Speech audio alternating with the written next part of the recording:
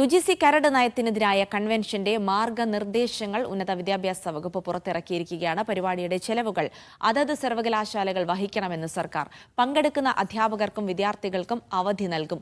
അതേസമയം കൺവെൻഷനെതിരെ ഇടപെടൽ ആവശ്യപ്പെട്ട് കേരള VC മോഹനൻ കുന്നുമ്മൽ ഗവർണർക്ക് കത്തയച്ചു. കത്തിന്റെ പകർപ്പ് മീഡിയ വണ്ണിന്. ഗോപാൽ ശിലാസനൽ വാർത്തകൾ നൽകാനായി തുടരുന്നുണ്ട്. ഗോപാലി, കരട് നയത്തിനെതിരെ ഒരു പ്രതിഷേധമായിരുന്നു ആദ്യം സർക്കാരിന്റെ ഭാഗത്തു നിന്നുണ്ടായിരുന്നത്. ഇപ്പോൾ അതിനെതിരെ ഒരു കൺവെൻഷൻ മാർഗരേഖ കൂടെ പുറത്തിറക്കിയിരിക്കുന്നു. എന്താണ് സർക്കാരിന്റെ നീക്കം? ജെർസി, നാളെയാണ് ഈ UGC കരട് നയവുമായി ബന്ധപ്പെട്ട ഉന്നത വിദ്യാഭ്യാസ കൺവെൻഷൻ നടക്കുന്നത്. നാളെ നിയമസഭയിലെ ശങ്കരനാരായണൻ തമ്പി ഹാളിൽ നടക്കുന്ന പരിപാടിയിൽ മുഖ്യമന്ത്രിയും അതോടൊപ്പം തന്നെ മറ്റ് സംസ്ഥാനങ്ങളിൽ നിന്ന് BJP ഇതര സർക്കാരുകളുള്ള സംസ്ഥാനങ്ങളിൽ നിന്നുള്ള വിദ്യാഭ്യാസ മന്ത്രിമാരും വിദ്യാഭ്യാസ വിദഗ്ധരും അടക്കം പ്രധാനപ്പെട്ട പലരും പങ്കെടുക്കുന്നുണ്ട്.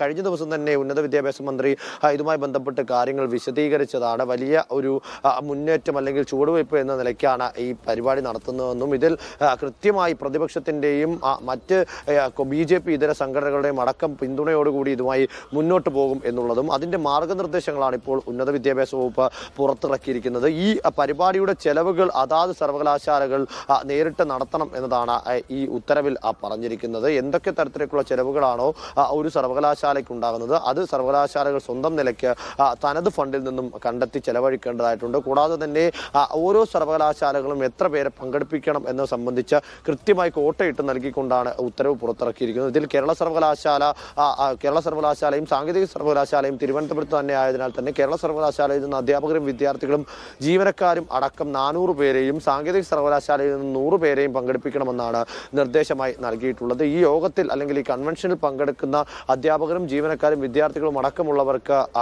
ഡ്യൂട്ടി ലീവ് അനുവദിക്കുമെന്നും ഈ പങ്കെടുക്കുന്ന എല്ലാവർക്കും സർട്ടിഫിക്കറ്റ് നൽകുമെന്നും അറിയിച്ചിട്ടുണ്ട്. ഈ പങ്കാളിത്ത സർട്ടിഫിക്കറ്റ് ഹാജരാക്കുന്ന മുറയ്ക്കായിരിക്കും ഡ്യൂട്ടി ലീവ് അനുവദിക്കുക. ഇതേ സമയം തന്നെ സമാന്തരമായി മറ്റൊരു പ്രശ്നം കൂടി ഉരുത്തിരിഞ്ഞു വരുന്നുണ്ട്. കേരള വൈസ് ചാൻസലർ മോഹനൻ കുന്നുമ്മൽ ഈ വിഷയത്തിൽ ഉന്നത വിദ്യാഭ്യാസ വകുപ്പിനെതിരെ തിരിഞ്ഞിരിക്കുകയാണ്. ഈ കൺവെൻഷനുമായി ബന്ധപ്പെട്ട് അദ്ദേഹം ചാൻസലറായിട്ടുള്ള ഗവർണറുടെ ഇടപെടൽ ആവശ്യപ്പെട്ട് കത്ത് നൽകിയിരിക്കുകയാണ്. അതായത് ഉന്നത വിദ്യാഭ്യാസ വകുപ്പ് തെറ്റിദ്ധരിപ്പിച്ച് വൈസ് ചാൻസലർമാരെ ഈ പരിപാടിയിൽ പങ്കെടുപ്പിക്കാൻ ശ്രമിക്കുന്നു എന്നതാണ് അദ്ദേഹത്തിന്റെ പരാതി. ആദ്യം ഉന്നത വിദ്യാഭ്യാസ മന്ത്രി ഈ യോഗത്തിലേക്ക് അല്ലെങ്കിൽ കൺവെൻഷനിലേക്ക് പങ്കെടുക്കുവാൻ വേണ്ടി വിളിച്ചിരുന്നത്. ഇത് ഉന്നത വിദ്യാഭ്യാസ കൺവെൻഷൻ എന്ന നിലയ്ക്ക് UGC ചട്ടത്തിനെ സംബന്ധിച്ച വിഷയങ്ങൾ ചർച്ച ചെയ്യാനുള്ള ഒരു കൺവെൻഷൻ എന്ന നിലയ്ക്കാണ് ചേരുന്നതെന്നും ഇത് ഒരു സമരമാണെന്നോ അല്ലെങ്കിൽ സമരത്തിന്റെ സ്വഭാവമുള്ള പരിപാടിയാണെന്നോ അറിയിച്ചിരുന്നില്ല. എന്നാൽ ഇപ്പോൾ പുറത്തുവരുന്ന വിവരപ്രകാരം ഇതൊരു സമരമാണ് എന്ന് തിരിച്ചറിഞ്ഞിരിക്കുന്നു. അതുകൊണ്ട് തന്നെ ഇത് സംസ്ഥാനത്ത് ഇതുവരെ കേട്ടുകേൾവിയില്ലാത്ത കാര്യമാണ്. രാജ്യത്തെ ഉന്നത വിദ്യാഭ്യാസ മേഖലയുടെ ഏറ്റവും തലമുതിർന്ന ബോഡിയായിട്ടുള്ള UGCക്കെതിരായ സമരം അതിനെ എങ്ങനെയാണ് സമീപിക്കേണ്ടത് എന്ന കാര്യത്തിൽ ഒരു കൃത്യമായ നിർദ്ദേശം നൽകണമെന്ന് ആവശ്യപ്പെട്ടുകൊണ്ട് അദ്ദേഹം ഇപ്പോൾ ഗവർണർക്ക് കത്ത് നൽകിയിരിക്കുകയാണ്. നാളെ ഈ കൺവെൻഷൻ നടക്കാനിരിക്കെ ഇത്തരത്തിൽ സംസ്ഥാനത്തെ ഏറ്റവും പ്രധാനപ്പെട്ട സർവകലാശാലയുടെ വൈസ് ചാൻസലറിന്റെ ഭാഗത്തു നിന്ന് ഇത്തരത്തിലൊരു ഇടപെടൽ ഉണ്ടാകുമ്പോൾ അത് ഉന്നത വിദ്യാഭ്യാസ വകുപ്പിനെ കൂടി പ്രതിരോധത്തിലേക്കാക്കുന്ന ഒരു നടപടിയാണ് എന്ന് കൂടി വിലയിരുത്തേണ്ടതായിട്ടുണ്ട്. തീർച്ചയായിട്ടും ഗോപാൽ, എന്തായാലും ഈ നടപടി അതിപ്പോൾ എങ്ങനെയാണ് UGC കരടിനെതിരായുള്ള കൺവെൻഷൻ മാർഗരേഖ സർക്കാർ പുറത്തിറക്കിയിരിക്കുന്നു. അതിന്റെ വിശദാംശങ്ങളാണ് ഗോപാൽ ശിലാസനൽ നൽകിയത്.